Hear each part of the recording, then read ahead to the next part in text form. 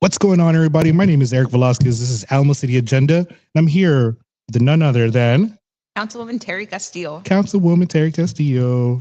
Whoop. You're going in for your second run, right? Yes. Um, Before we go into that, how was your weekend? My weekend was good. So what we did is we went to Home Depot, bought a whole bunch of plants. I have two dogs, Pebbles and Bam Bam. They're both pit bulls, and they have torn up my front yard. It looks like a mud pit, especially right now because of the weather. So we went to Home Depot, bought some rose bushes and some other bushes to hopefully get them to not run in that path. That's the goal. We'll see if it works. No fences? Well, I guess they would jump over it. Yeah. We do have a fence, and it's along the fence that they have like their own track. It looks like someone's toiled the soil based off of just them running back and forth. I have like a type of pit bull mix, and she jumps over a 6-foot fence. And I'm just like, forget it. Like, I gotta keep you on a leash all the time because you just run away. Yeah. Mine are the biggest babies. They act all tough, but like if you drop like a spoon, they panic. But yeah, they love being outside, and just like any other dog, right? If UPS or the mailman comes, they want to run along the gate. Not mine. Mine just lays there like a cat. I have one of those barkless dogs. Oh, wow. Have you heard of those? They're barkless dogs. All they do is like they do like a yodel sound instead of like. What does it sound like? Well, I'm not gonna do it. No, but it's like a yodel, like a. I don't know. Y'all can look it up. It's a Basenji. It's a Basenji, and they don't bark. So you forget that the dog's even there sometimes. Oh, wow. So, but she can jump over like a 6-foot fence but they're like natural hunters. So that's the only bad thing. But, yeah, it's just, sorry, this is all echoing. My bad. Did you ever put those little booties on them? Yes. So, okay. So, right now, cause it's rainy and, they've torn up our front yard, right? So there's like no grass, it's all mud. So when it rains, they track so much mud inside the house. So we bought them like the rain boots, and they just walk so funny with it. And it was important that we got the rain boots, not just because they track mud, but Bam. They fly off.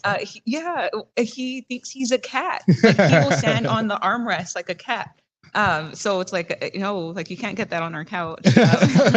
He's one, so he's still a puppy and a baby to me. Yeah. And we're still training him like not to jump on people, not to get on the armrest of the couch. Right. Yeah. Well, mine was like, she wants me to hold her like a cat. And I'm like, dude, you're like 40 pounds. Like, what's wrong? You're not a cat. Anyway, so thank you for everybody joining. Oh, you can comment, and we will read the comments and ask questions. Just keep it civil, please. For all you haters, not just like, no. So all you haters out there. No, but just keep it easy.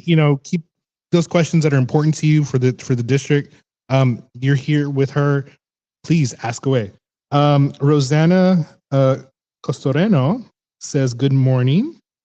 Good morning. And then she said happy Monday. And then Brenda Ant says morning, everybody. Hello, Brenda. Morning. Anthony Pastello, glad to see you doing good. Oh, thank you. Been away from Facebook. Keep up good. Thank you. Zira Collins, hello, morning. So feel free to ask any questions if you'd like, okay? So first, this is your second term that you're running for. Let's go backwards. Okay. That first time that you were going to run, I know you had posted it. We've been friends for a while, and you posted it. What was that feeling like? Like, did you know what you were getting yourself into? Like, you mean like when I filed to run, or like when we won? When you filed to run, like, did you think about, what was your thought process like going forward? Like, did you realize what you did? So a couple of things. One, it's really exciting to see where your podcast and show have gone, right? Because when I first met you, you ran for office, you were really engaged. You started this podcast and you haven't stopped, right? Like you're still sharing that community information, resources, and doing the civic engagement and service. So really impressed with all that you've done. And when we decided to run, right, I represent District 5, which is our city's most economically poor city council district. And it's been like that for decades. And as a product of our poor zip code, I knew that building a District 5 in a San Antonio that worked for everyone was long overdue, right? Yeah. This was business as usual over Right. and over again, and we're getting the same result of poverty and low high school attainment rates, so on and so forth. And we knew, and when I say we, right? Engagement too, though, right? Yeah, yeah. Like political engagement. It's some of the lowest political engagement we have. Yeah, yeah, absolutely. And what I learned having conversations with people at the doors, they've just lost so much trust in the political process because they've been burnt, right? Yeah. They have folks come to their doors and sell them this vision, and then it doesn't produce anything material. And that's by their loss of trust in the system is by no fault of their own, and it's understandable, right? Because community members like mine have been burnt over and over again by the process. So it was a lot of conversations about engaging people who had participated in the process but decided I'm not going to do this. It's not it doesn't make a difference. So engaging those folks is and having those conversations, I think, is how we won. Right? Is people just said I'm not going to vote, and I said, just give. Yeah, it's like, how do you overcome that? It's like, no, but this one will be different, because I was watching a documentary of Willie Velasquez, no relation that I know of. I don't know. And it was the same thing. They were showing video of them going door to door. Same thing. Oh, my vote doesn't count. Nobody listens. So how do you feel you overcame that a little bit to that point? So, there was one point, this gentleman, a veteran, on the far west side of the district, right? He was sharing how he wasn't going to vote, and he was in almost on the brink of tears, right? He was getting very emotional, and while we're having this conversation, his son shows up, and I had helped his son with the emergency housing assistance program. And he's like, "Hey, I remember you." So I think that connection of his son saying, I remember you, knowing that I've done work, right? I wasn't this person that just showed up and said, like, just trust me, I got you. His son showing up saying like, oh, I remember you helped me with the emergency housing assistance application, helped tie that up, right? And looking at the work that I did prior to being in office, I think really helped because again, right, it's my work prior to being or even running was as a community organizer, going door to door, having conversations, working towards policy to minimize predatory evictions around displacement. And a lot of that work, folks had already seen me on the news, so they knew I was a real deal, right? And it was hard, right? I don't blame them. Yeah. Well, how do you also get past of people putting labels on you too, right? Like, oh well, because you're seen as a progressive political not candidate, but a political entity. So how do you feel like that's carried you on forward? And having people trust you being a political or a progressive person? Yeah. So what's fundamental to me as an elected official and a community organizer is ensuring that we bring community into the democratic process, right? Nothing about us without us. There's the San Antonio Alliance, the Union for Teachers and Support Personnel, and that's foundational to the way they organize, right, with teachers, students, and parents. And applying that to the city council level is very impactful, right? In that it's not Teri Castillo and her vision for District 5, it's Teri Castillo with a vision shaped by community members and residents of District 5, and ensuring that if there is maybe something contentious, that I literally go door to door and ask people for their input and thoughts on whatever the issue may be. So just pulling community, everyday people into the process has been very important and key to our work. You are one of the few that I have seen that has actually gone and do the things that you're saying that you're going to do when you're campaigning, and not necessarily to just for a photo op. You're actually going, and I saw that you were installing fire detectors. You were going and picking up trash. You guys did an initiative to cut people's yards that were in violation with code compliance. So how did that come about? Yeah, and that came again right from the work that we did prior to the office. Again, I have to give credit where credit's due. I have a really amazing team. Hit the ground running, had their sleeves rolled up and ready to help District 5 residents. And for example, with the the initiative to help residents come into compliance with their overgrown grass, we saw that that was the primary violation in District 5, and it was leading to other code compliance violations that for some was leading to a notice to vacate and the demolition of their home with no resources being provided to them. So the policymaking process sometimes can drag, but we didn't have that time, right? So we knew that we had to go out, keep our sleeves rolled up and help cut the grass, whatever the case may be, to minimize the potential of them getting notice to vacate and demolition.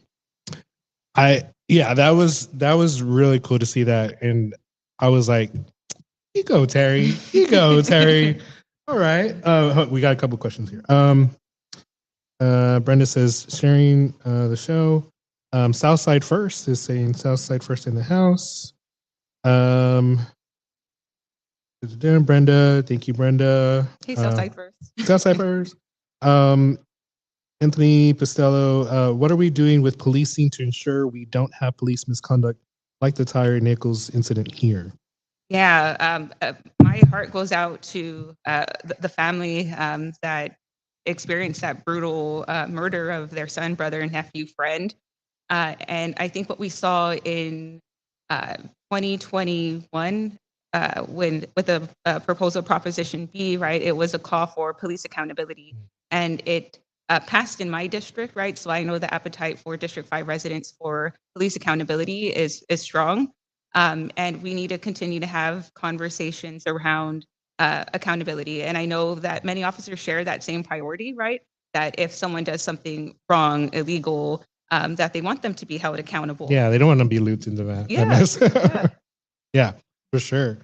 Let's see here. Southside First says, good morning. How are you all doing? Good morning. Is that Gabriella? Is it Gabriella? Yeah, I'm doing well. Awesome. Gabriella's everywhere. I encourage all Southside small businesses to get in contact with Southside First. Great organization doing great work connecting our Southside small businesses to resources. For sure. Andrew Walney, fix the roads in this town. Nothing but pothole. Expand road to congested. I gotta say, can you give us some details about all this road constructions? Obviously, it's not in this area, but like in happening downtown, those big problem areas, St. Mary's. What happened? Was it during these past couple of years, or is it something that was previously? Yeah. So the projects like St. Mary's and Broadway were 2017 bond projects, right? So this new cohort didn't put those on the bond, right? They're much needed projects, right? Yeah. But to say that it started before my tenure and the tenure of the District 1 councilman, right?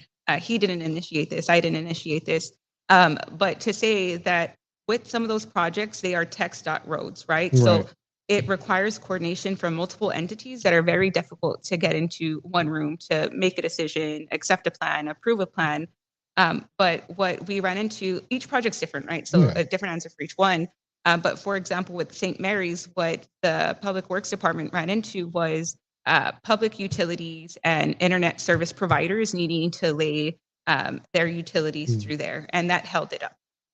But there was a number of reasons of why it was not moving as quickly, right? A lot of it had to do with COVID, inflation, and shortages. And then there was an issue, I believe, with the contractor. They got that settled, and then it ran into the issue of the utilities. But my understanding is that it's not in my district, so I don't know with certainty. Is that it is set to be completed soon. Because I saw that it was like city council gets tougher on these contractors, but I'm like, what can y'all do at that point? Like, what's tougher in y'all standpoint? Yeah. So so what we voted on was around. Essentially, we created an ordinance where there's more accountability with timeline. So tougher could be if you do not complete the project on the date that we agreed upon on the contract, then we can fine you. Not fine, we could charge you. But folks are having conversation that if you finish the project sooner, then you get an incentive for that. Yeah. So just that's it's a little bit difficult. All right. Oh, sorry. I keep hitting this thing. I'm sorry, guys. So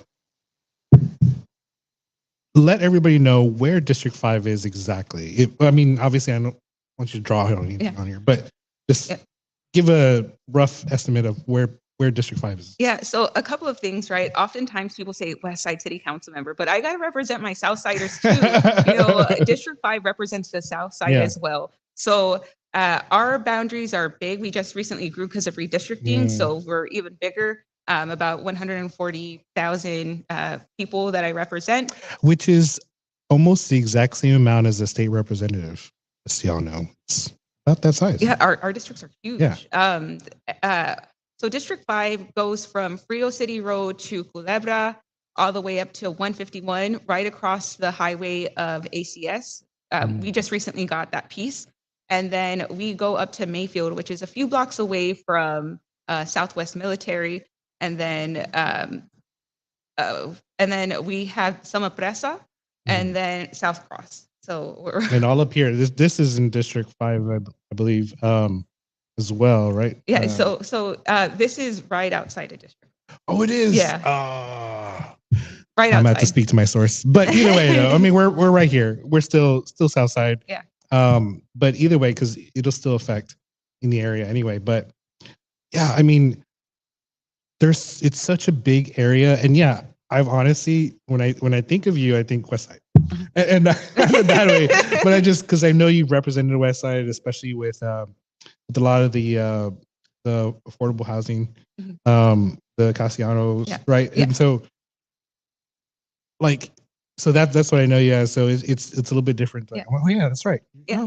Yeah. So how I draw a visual is like Burbank High School. Harlandale High School is barely outside of the district. Yeah. Memorial High School, Kennedy High School, Brackenridge High School. Like I use high schools to give people more of a better visual of what I represent. And those are some of the high schools that encompass District 5 Lanier. We represent several school districts. Yeah, for sure. Yeah. What high school did you go to? Burbank High School. Southside. Really? Yes, I did. I did. Yeah. I didn't know that. Yeah, I went to Burbank. I used to live right there on Nogalitos, so I almost went to Lanier. Really? Almost. I went to Lanier for a day. That probably would have been me because they're like, my mom was like, "No, you're not going to Lanier." I'm like, "Why not?" They're like, "No, you're going to Burbank." I'm like, okay, whatever.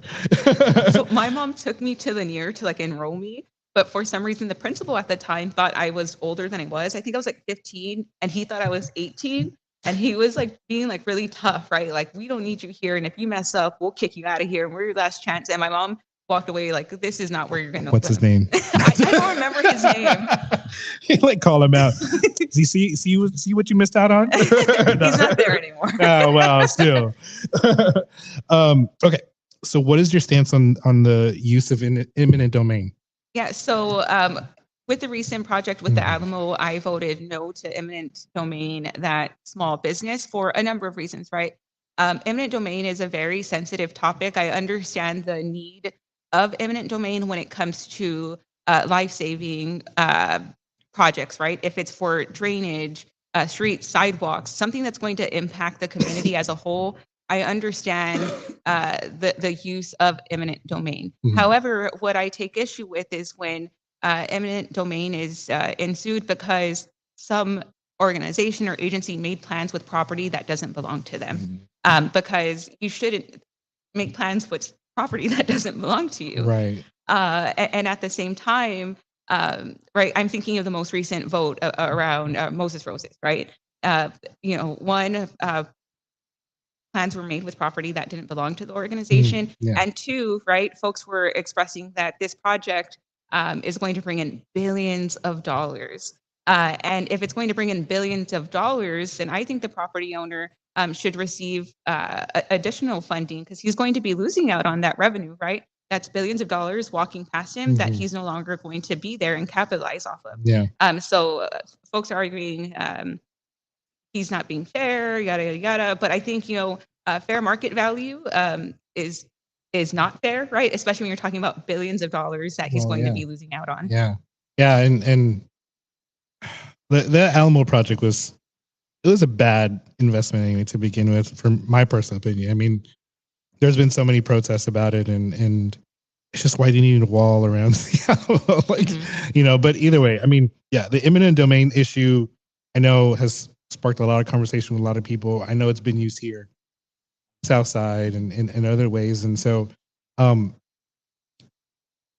are you going to proceed forward? Like, if there is an eminent domain in District 5, like, what are some things you're going to be looking out for that could sway you to use it? Well, I guess you already said, like, something that's, if it has to do with public utilities, if it has to do with a public good, right? If it's going to take thousands of houses out of the floodplain, if it's going to address a corridor where there's been a number of fatalities because the sidewalks are too narrow, if there's a need for a bridge, right? Something like that, not because there's a vision for economic investment and capitalization, if that makes sense. You know what I mean?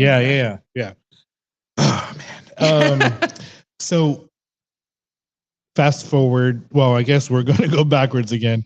When you won your first, I'm gonna say your first office, your first run. What was that feeling like? It was. I remember for the runoff, I was like, okay, oh yeah, like, oh, that's right. That's runoff. Yeah, I got some things to ask you about that. There were over 11 people who ran, so it was just going to go to runoff. Like, just mathematically, just would be very hard to get 51% plus one. But I was very confident, right? Because everyone else had the same platform. And they did. And I interviewed quite a bit of them. So I was very confident in the work of our team and our platform and our values. And then even when it came to the runoff, very confident and just having conversations with people at the doors, I knew we were in a good place. However, when it came to the watch party and they announced it, people were like, you already won, like, go announce, go like celebrate. And I'm like, wait, let's give it a little more time. Let's give it a little more time. But everyone's like, no, like, it's already getting late, Teri, like, go accept your victory. But it was good. It was very exciting. Still excited about the work we have ahead of us as well. Yeah. Let me ask you, what did it feel like having all those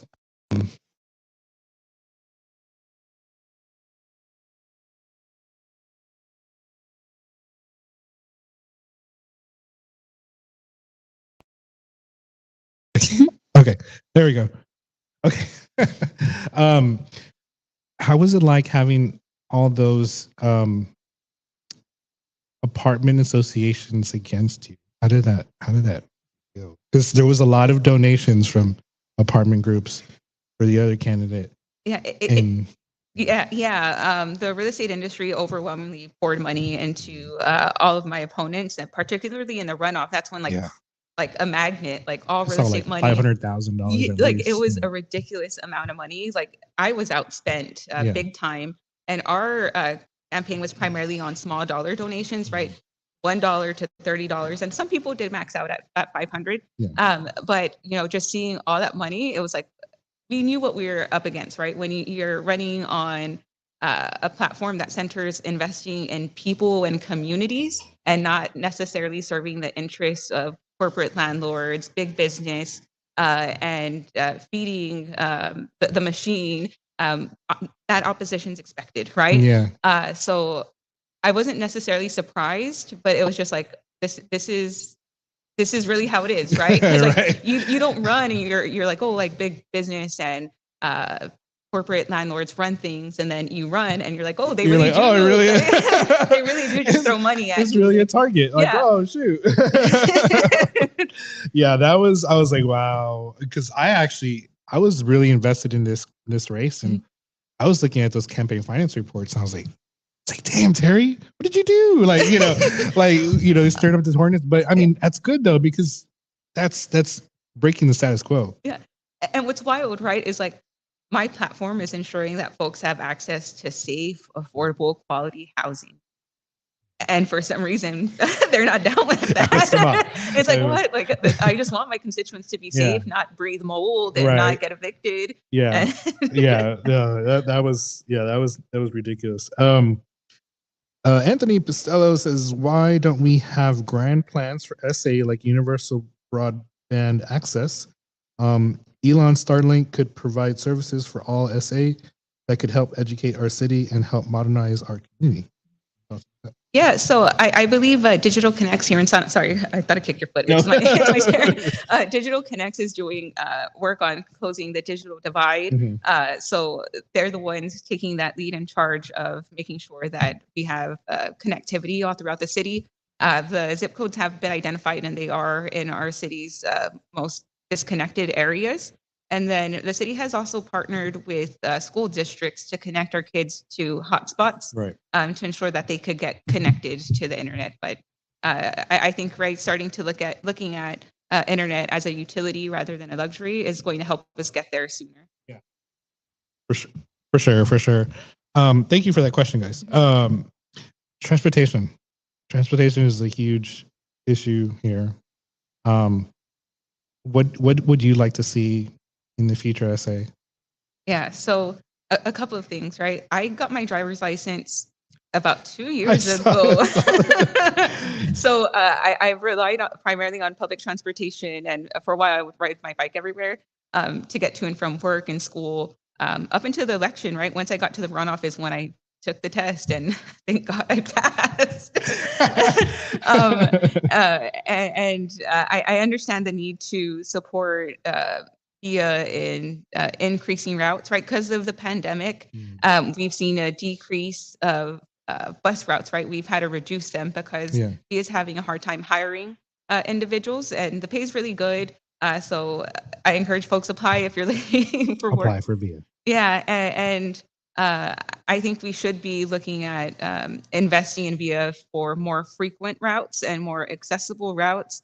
But at the same time, how can we be more innovative, right? Have more electric buses rather than those that rely on fuel. They just cost so much. They're like $1 million. So we bought some, didn't we? Yeah. And they're like $1 million. And I went to California for Disneyland. They had the electric buses, and it was nice. But I'm like, $1 million. That's a lot of money. What's the return on that? Yeah, there's federal grants. Many of these cities that have electric vehicles have applied for federal grants. So I think, right, checking in with VIA, like how many grants have y'all applied for? How often do y'all apply for them? Is this even a priority for you all? Are important questions to ask, because there's money out there to help pay for the purchase of the electric vehicles, particularly for schools. Independent school districts as well can seek these federal grants to pretty much buy them the electric school bus. But that's the other thing, is trying to find the people to drive them, because I know there was a bus driver shortage. It's like, what's, how do you get past that hurdle? Like, because we were talking about transportation before, and it's like, how do you get people invested when the first thing you do when you like graduate or whatever, you're like, I got to get a car. You know what I mean? That's the first thought, because it's not reliable. Do you think that's going to be able to get reliable at any time soon, or is it going to take a long time? My hope is that it does sometime soon, right? Because we're also living in a time where folks are struggling with inflation, right? Groceries are going up, gasoline's going up, insurance is going up. And if you're relying on the public transportation and VIA, right? Before I had a vehicle, my monthly transportation cost was $35 for the monthly VIA pass, right?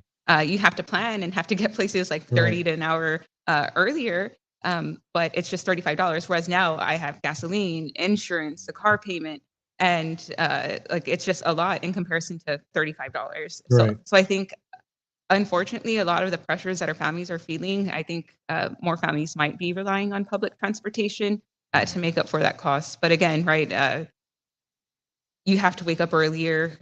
It's less. Yeah, it's do you know if the VIA Link is going to come to the west side, south side soon? Because I know it's sporadic. Yeah, so I sit on the public transportation committee with the city of San Antonio, and we recently got briefed on this. And right now, it's not coming to the west side yet. But then at the same time, right, when we talk about public transportation, it's because there's also the piece that it's better for the environment. Right, you're getting more cars off of the street, so that way it's less congested for those who are using vehicles. But with Via Link, it's just another car on the street, right? But I understand it does serve a vital need, right? Folks who need to get somewhere quick, seniors who need to get to the doctor. But ultimately, right, how can we get those to be electric vehicles or hybrid vehicles? Right. Yeah. Yeah, that's true. I mean, it does add another thing. Anthony Pacello says we need light rail. What happened? Yeah. Oh, yeah. Sorry. In my world, yes. But that would have to go to the voters. And I believe it did in 2014. I was like still in high school or something. No, I was not. I'm much older Yes, than you I were. think You were in high sometimes. school. Just say you were in high school. You You weren't at Lanier though. No. Yeah. So that's something that would have to be approved by the Yeah. voters based off of the city charter. Yeah. I do think in today's environment it would pass, whereas it failed the last time. There are some organizations doing work around light rail. So I encourage finding out who they are. The name's slipping my mind, and they're doing a lot of organizing around public transportation in the Yeah. city. And I believe they're interested in light rail. But Yeah, that's and that was the thing is the VIA initiative barely passed. So, it's kind of hard for people to get people to invest into something that they're like, well, they don't really use too much. The people who actually like, there's a lot of people that don't use it because they have to rely on cars. It's one of those things, right, where you got to spend money to make money, right? You have to invest in transportation in order to increase ridership, because Right. if you invest in it, it's more frequent, and just have to wait 5 minutes, so it's like convenient, right? Yeah. Whereas that's not the case right now. No. So that's how I see it. You just got to sometimes spend money to make money. Yeah, for sure. Self-care. How do you do self-care for you? Self-care, a number of ways. No, I really enjoy going to the boxing station off of El Paso. I train with Froy. Okay. So I try to hit that up at least 3 days a week. And then I got a lot of books for my birthday. So making time to read all those books, and I'm counting that as self-care. And at least I'm a mama's girl and a daddy's girl. Like, I'm attached to my parents, and since being elected, I don't see them as often. So a goal of mine for self-care is like to make more time to like have breakfast or dinner with them more often. And that's one of the things for self-care that I'm not necessarily doing 100%, Right, but I right. really want to. But Yeah. it's just I'm everywhere. So Yeah, for sure. So how do your parents feel about like this whole journey? What is it? What have they told you about it? Like how they feel about you? So I know my parents are very proud because I was a very rough kid. Right? Sometimes folks assume like, oh, she was straight A, like an IB, and absolutely not. So I think my parents Coops, not. The Concha earrings. The Concha earrings. Yeah, I still have the pair. Yeah. But my parents are very proud because I think I've come a long way. Right. Yeah. But also the work that I'm doing out in community, they're very proud of. And my dad sometimes he'll call me. He's like, make sure you're taking care of your constituents, and like he'll like. Did you grow around that type of like environment of doing stuff like that to help the public, or no? To some extent, right? Like my parents always raised us to like make sure you're taking care of each other and to just think about how things impact other people other than yourself, right? But they were always, and my dad especially, right, was always someone that would like always talk about going to vote and like, oh, I need to make sure I have time to go vote. Right. And my dad's always really enjoyed reading as well, and just learned a lot from my dad. He was also still is a union member. Okay. So, but I didn't like learn what that meant later. Yeah. I was like, why does he keep getting these magazines? Like, but yeah, like we were civically engaged, right? But not the way that I think most people would assume. Right. Yeah. And there's a lot of times where you start thinking, okay, well, I got to this point. How can I encourage the next group of kids? Like, so what are some things that you feel like you've done or would like to do to encourage those kids to do what you're doing? Yeah, that's a really good question because what's really key to our office and work and even campaign is youth, right? And what we've been doing since in office is working with the San Antonio Alliance, the teachers union, to go in and even with teachers outside of the union to go in and talk about what is the role of city council, right? What's my day to day like, and how can you get involved? And the kids ask such great questions, right? Because I go to classrooms from like first grade to 12th grade, so like it's a spectrum of questions I get asked, and I always ask, right, like, what's your favorite cereal? No, I always ask, like, how many of you all have your parents, your tia or grandma say, turn the light off if you're not in the room? And everyone like raises their hand. It's like, why do you think that is? Right? Because it's expensive, Right. Because it's bad for the environment. And just talking about what my role is with CPS, right? We vote on utility rates, and just going from there about how my job is beyond potholes, right? We're policymakers, and how if you have a concern in your neighborhood, that your city council member could help address that concern, and bringing in the youth, because this is their city that they're going to inherit, right? And they care about climate change. They care about ensuring that they could move out of their parents' house, right? And a lot of that has to do with the work we're doing at city council. Yeah, and personally speaking, I will tell, like, for any parents out there, encourage your kids to do better than what you did. Because I had my mom, she's like, why you live on that side of town or whatever? You think you're too good for us? I'm like, well, wouldn't you want your child to do better than the rest of the kids that, you know what I mean? Like, do better. And I think that mentality of, oh, you think you're too good for us? Like, no, like, get better. Like, encourage our kids to get better. Right? Yeah. Like, one thing that my dad always raises was like, you don't want to rely on no man. He's like, you want to go to school because like no one could take that away. No man could take that away from you. And that's been my dad's thing. It's like, just be independent, and make sure that you're self-sustaining and you don't have to rely on someone else to pay for anything. Yeah, don't owe anybody anything. Yeah, that too, especially that one. Right. That's something that I really would like to do. Is maybe we could do something like that, to where we'd have kids that are interested in government and come on like the show and like ask the candidates questions, because I think that would be really cool. Get them engaged to be able to be like, oh, I want to ask these questions, because they don't get to do that. Yeah. And that's so powerful, right? The city has a San Antonio's Youth Commission, and we have two appointees, Faith and Emerald. And what our office did is, when we were discussing the American Rescue Action Plan dollars, is we secured $100,000 for the Youth Commission to decide where they want that money spent. And that was very powerful, because we had heard from the youth that, you don't really do anything, and like on the commission, right? Like, we just talk and we don't really make any decisions. And by securing that $100,000, these high schoolers get to determine where that money gets spent. That's cool. So it's just really exciting, and they have such great ideas, right? They know which pieces of mental health our youth are struggling with, right? Whether it's social media, body image, whatever the case may be. And they put forth this plan of having district-specific youth summits, essentially, and working with each council office to bring in the youth of our district to participate.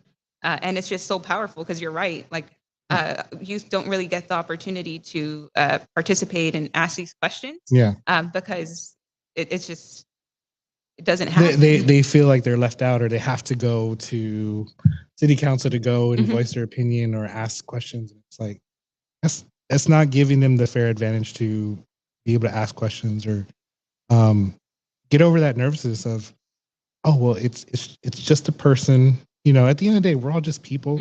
The labels or whatever, it's not anything. It's just we're a person. And I think hopefully getting over that, and then actually getting involved and civically engaged like that, would be awesome. So hopefully we could do something like that. Yeah. I know you got to go. So in term 2. Yeah, term 2. Yes, term 2. So, and right now there's nobody thrown their hat in the ring yet, from what I saw. Yeah, I'm sure some folks will come out of the woodwork. Yeah. I'm not gonna say any industries, but yeah. So tell people how they can get a hold of you, how they can help. Anything that you want to say? Yes. So as always, if there's anything in the district that you need assistance with, please reach out to our District 5 office. We have 2 field offices on the west and south side, off of Castroville Road, inside the orange Olamud Road logo, Madrid building, and then inside Collins Garden Library.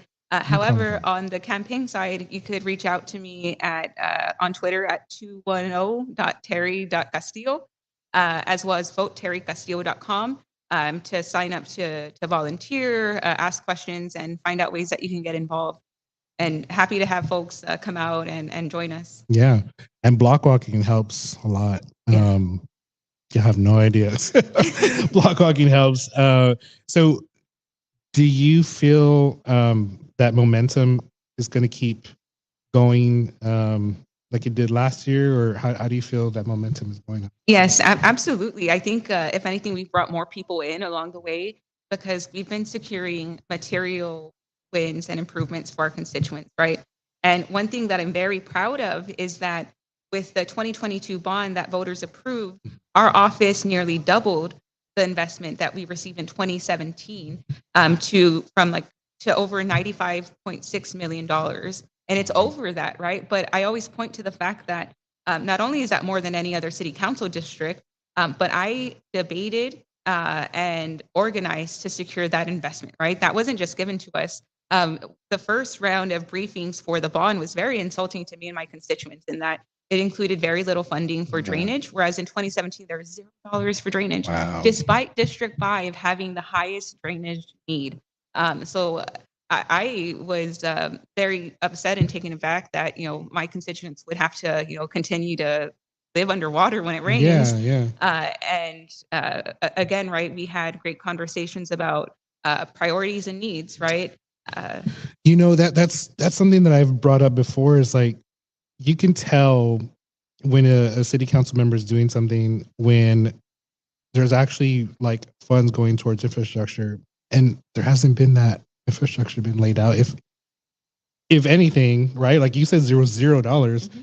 It's just crazy to me that there was nothing there, and it kind of makes it put into perspective. Like, what were these people doing? Like, were they not fighting enough? But I'm glad that at least you were able to do something and continue to do something, and hopefully May of 2023 you will continue on your second term, right? We will. Right.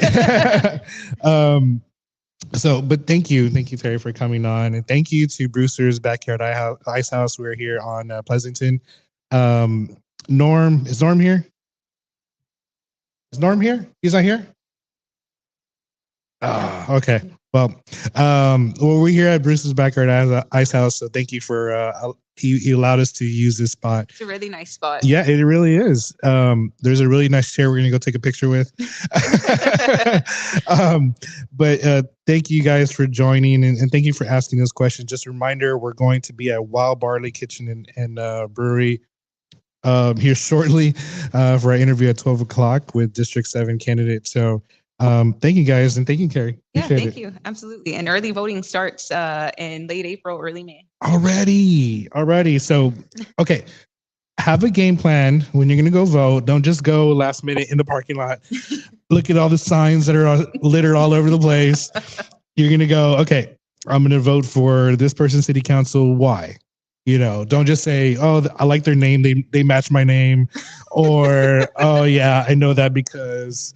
whatever. Yeah. You know what I mean? Like, do your research and try to, because these are the people that are going to be in charge of funding. And it really affects in your backyard, right? Yep. And I can't tell you how important it is. Yes, you could vote for your president or whatever every 4 years, but at the end of the day, your city council, your mayor, that's what's really important. Do your research, find out who you're voting for. Because it's been crazy, y'all. It's been crazy in city council. I'm not going to go into that, but it's just been crazy. Let's do some research, and let's talk to our candidates and our politicians so that way they can keep them accountable. All right. Thank you. This is Alamo City Agenda, and you have a great day.